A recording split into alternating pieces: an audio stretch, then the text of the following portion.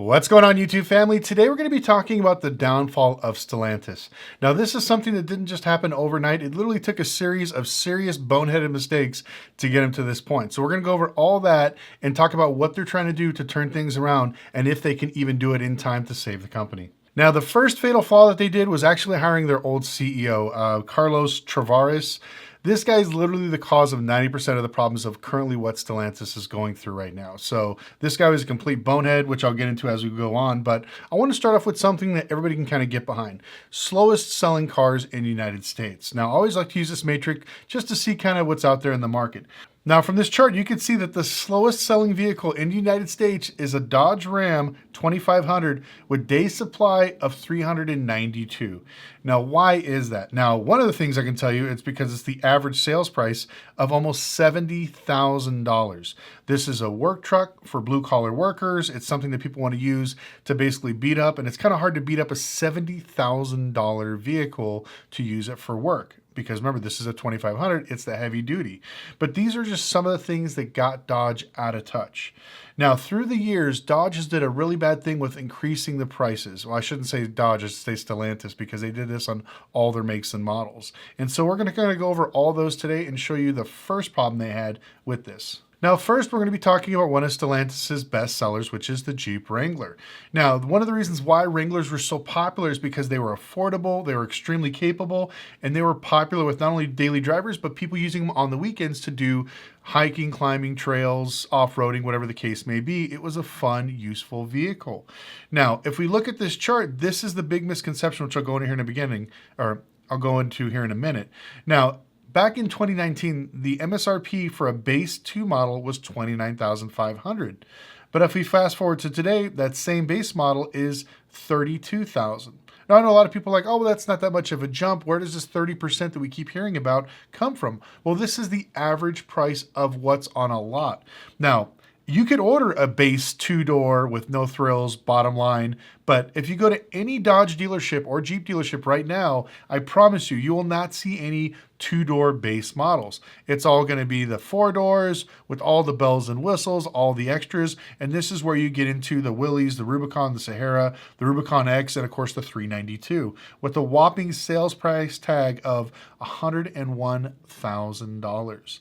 Now, if you went all the way back to 2019, the top trim, the Rubicon with all the bells and whistles, was $52,000. So just imagine, within 5 years, we went from the highest trim level being $52,000 all the way up to $101,000. This just shows how out of touch Stellantis is with their customers. Everybody I know that drives a Jeep Wrangler uses it to actually have fun, to take it out on the trails, to do things like that. And, you know, some of these older Jeeps were always more expensive and some of the newer Jeeps were cheaper. But now that's pretty much gone away because they're literally pricing these things out of the market. The people that are going to be buying and using these things can't simply afford them. And on top of that, when you're spending this much money for plastic interior, a cloth top, and the thing road walks all over the place every time you get into a gust of wind, it's really not much of a value. You're charging luxury SUV prices for something that's very utilitarian. And so this is where, like I said, Stellantis is out of touch with its customers. The second best seller for Stellantis is the Dodge Charger. Now, these things absolutely blew up during the pandemic. They became extremely popular. The Hellcat, the Red Eye, all the other models came out and everybody wanted them. I remember people fighting during the pandemic, paying $30,000 over MSRP for these things, which absolutely blew my mind. So in 2019, the base price of these things were somewhere around $29,000. And the top trim level was somewhere around $65,000 for the Hellcat. Now, if we fast forward to 2024, because unfortunately 2025, they gave us the EV one, which nobody wanted, which I'll talk about that one here in a second. But you're looking at around starting price of $48,000 and the top trim of $73,000, which is a massive increase. Now, remember, the Dodge Charger is not a luxury car. It is a fun, I guess you can call it sports saloon. You know, cloth seats, some of them do have leather, navigation, stuff like that, but majority of the ones you see driving around are rental cars with V6s. How did they get so overpriced? Now, they did believe in their customers and they started buying everything that was a V8, all the bells and whistles. And unfortunately, during the pandemic, these prices got so crazy, people got so used to paying over market value for these cars, it drove them up. Today, you could walk into any dealership, pick one, and drive it out for probably under MSRP. I believe they're over 100 and something day supply in these vehicles, which is absolutely crazy. I remember people fighting, trying to get these things and bidding over each other during the pandemic. Now, one of the other things I'd like to talk about is the EV model. Now, the EV flopped because nobody wanted it. They literally, once again, out of touch with their customers, where everybody that bought a Dodge Charger wanted the V8, the growl, the loud noises, the aggressive stance. That's what they wanted. They did not want an EV to pipe stuff out of the speakers and basically take all the fun out of the vehicle. But they didn't care. They didn't listen to their customers. The CEO flat out said that this is the direction we're going to go because this is what people need. Not what the customers want, but what the people need. And guess what happened? They got a big slice of humble pie because these things are sitting all over the United States.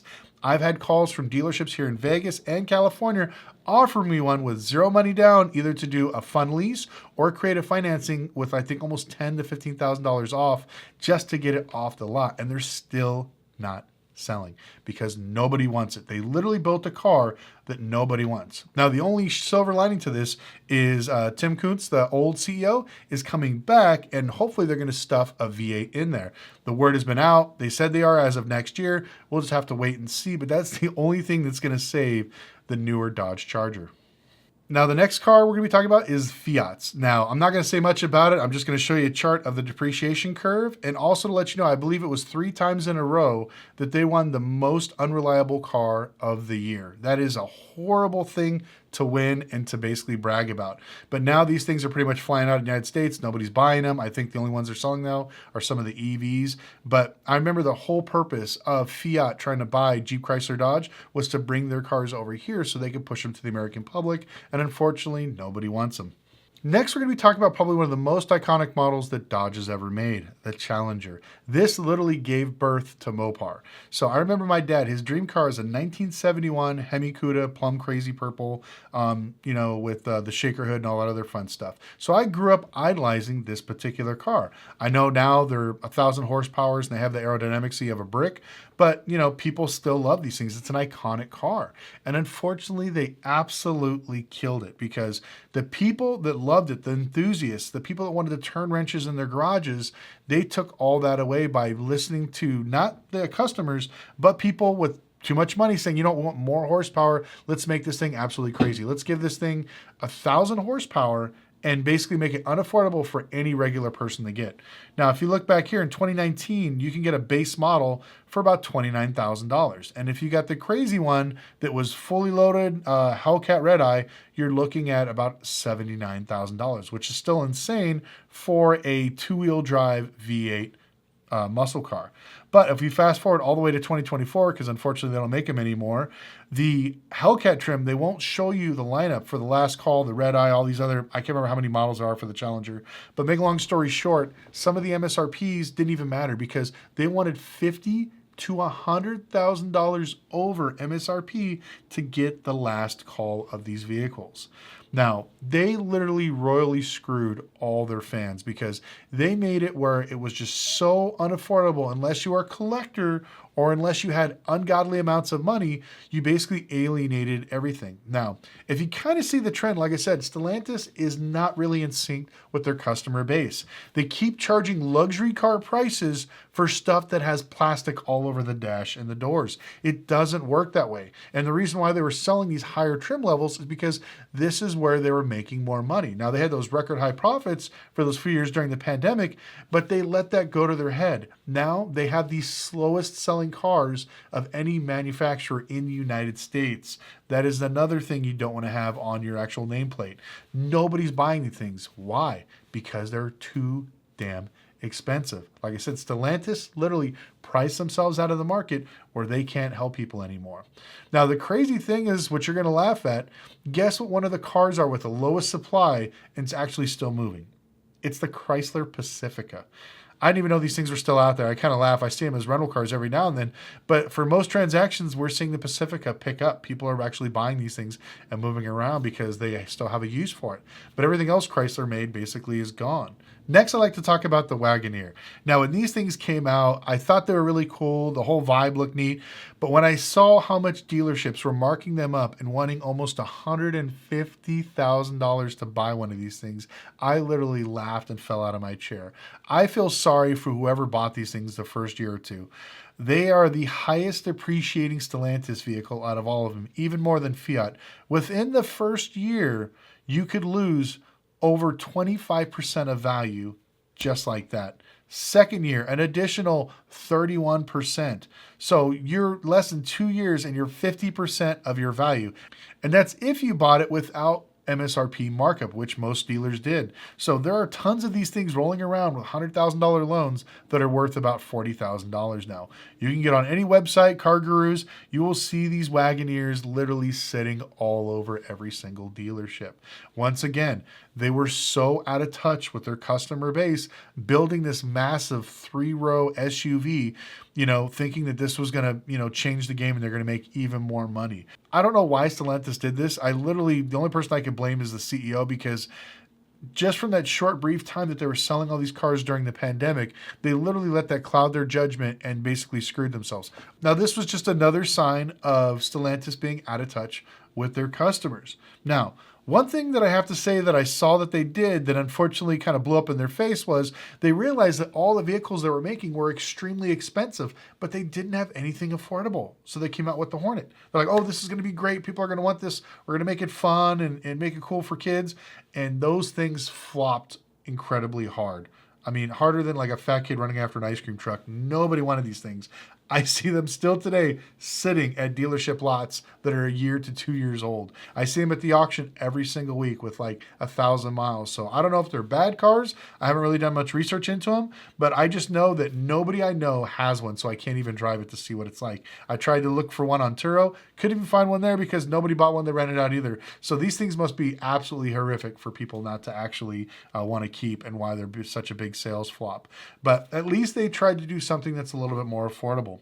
Now, hopefully that the CEO's gone. We got a new CEO and a few other people are coming back. We're hoping that, Stellantis can kind of rein in the U.S. market, because what they're building now is something that nobody wants. They need to listen to the customers, bring back the gas motors. This administration already walked back the stupid EV mandate, so we don't need to worry about that. We can push that can down the road another 10 years. Let's just focus on making good cars that are reliable with decent build quality. To be honest with you, if I bought a $100,000 Hellcat and I slammed the door and it sounded like there was like beans rattling in my door, I would be upset. The plastic everywhere is horrific. The ride quality is trash. When I spend $100,000 on a car and I can hear the door whistling, I would be upset. But for some reason, Dodge and Stellantis got away with it for years because these things were just so overhyped. But now that the market's slowed down, people are more discerning with spending their money, they don't have a leg to stand on. And this is why they're one of the slowest new cars to be selling right now. So now that we went over all the numbers, my hope is I want Stellantis to bring back what made these American icons popular. Bring back the Chrysler 300. Get back to making the gas V8s that they had before. Bring back the Hemis. Everybody wants it. I promise you, if you do this, you will start to have record sales again.